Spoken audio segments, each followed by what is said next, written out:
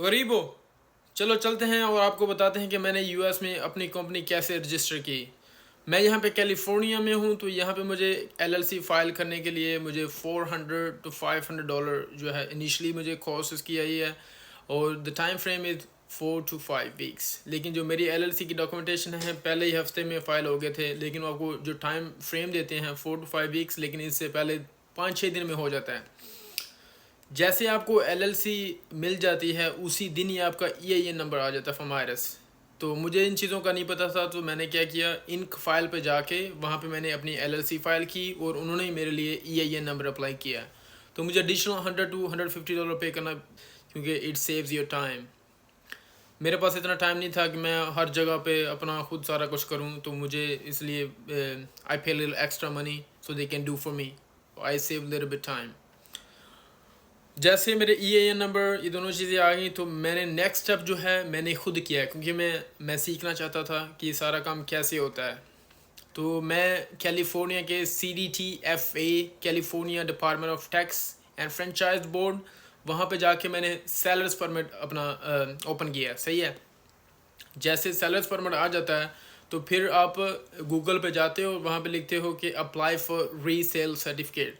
सो sellers permit का एक number होता है, उस नंबर को आपने वहाँ से कॉपी करके रीसेल सर्टिफिकेट के ऊपर आपने पेस्ट कर देना होता है। तो जैसे आपका रीसेल सर्टिफिकेट बन जाता है, तो आप उसके बाद आपको अगर आप अमेज़न FBA कर रहे हो तो उसके लिए आपको रीसेल सर्टिफिकेट चाहिए होगा, क्योंकि जब आप आइटम्स ऑर्डर करोगे अलीबाबा पे, तो उसमें आपको फॉर एग्जांपल अगर आप $5,000 to $6,000 की इन्वेंटरीज ऑर्डर करते हो, तो उसमें आपको तकरीबन $400 to $500 टैक्स पड़ जाना है।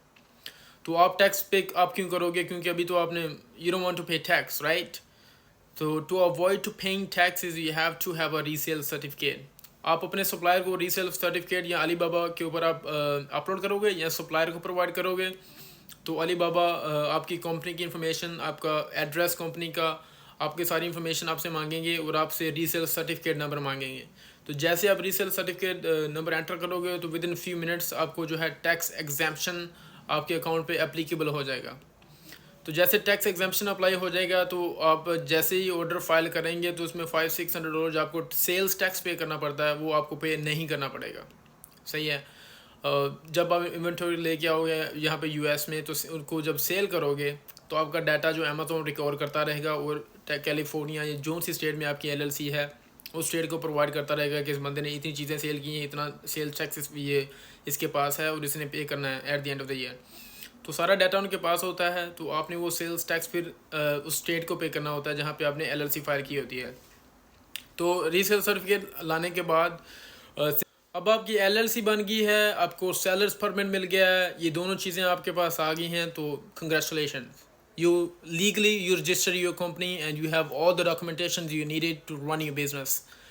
तो आपके पास ये चीज़ें आ गई। उसके बाद एक चीज़ ये आपने याद रखनी है कि अपनी एलएलसी को आपने एक्टिव रखने के लिए एनुअली आपको $800 पे करने होते हैं at the end of the year and in the beginning of the next year.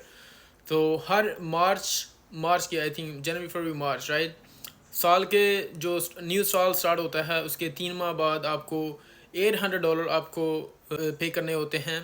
कौन से जाके CDTFA को आपने $800 पे करने हैं अपनी एलएलसी को एक्टिव रखने के लिए। और दूसरी बात, जब आपने, ये मैं कैलिफोर्निया की बात कर रहा हूँ, तो अब आपकी अपने जिस स्टेट में आप डेलावेयर में फ़ाइल कर रहे हो, तो वहाँ के जो है कानून थोड़े फ्लैक्सिबिलिटी है लॉज में, तो वहाँ पे आपको शायद इतनी टेंशन ना हो। तो आपने $800 अपनी एलएलसी को एक्टिव रखने के लिए पे करना होता है। उसके बाद जो सबसे इम्पोर्टेंट चीज़ है, कुछ लोग भूल जाते हैं, स्टेटमेंट ऑफ इंफॉर्मेशन। ये आपको हर साल के एंड पे आपने फ़ाइल करनी होती है, जिसमें आप बताते हो, अपनी उस स्टेट को बताते हो कि आपके कोई चेंजेस आई है आपकी इनकम में, आपके एड्रेस में, आपके मेलिंग एड्रेस में, आपके फ़ोन नंबर में, किसी चीज़ में भी चेंजेस आई है वो आपने उसमें अपडेट करनी होती है। उसकी फ़ीस होती है $20 to $25 होती है। वो आप फाइल करते हो, फाइल करने के बाद फौरी तौर पे आपको उसकी कॉपी मिल जाती है एडिशनल $5 पे। तो $25 to $30 आप पे करते हो, और उसमें स्टेटमेंट ऑफ इंफॉर्मेशन आप फाइल करते हो उस स्टेट को अपनी कंपनी के बारे में। अगर कोई अपडेट्स हैं या कोई एडिशन है या कोई डिलीशन है, आप उस सब चीज़ें उसमें अपडेट करते हो। जैसे वो चीज़ें हो जाती हैं, then you good to go.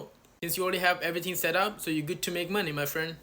Think from here, it's still not late, go grab yours.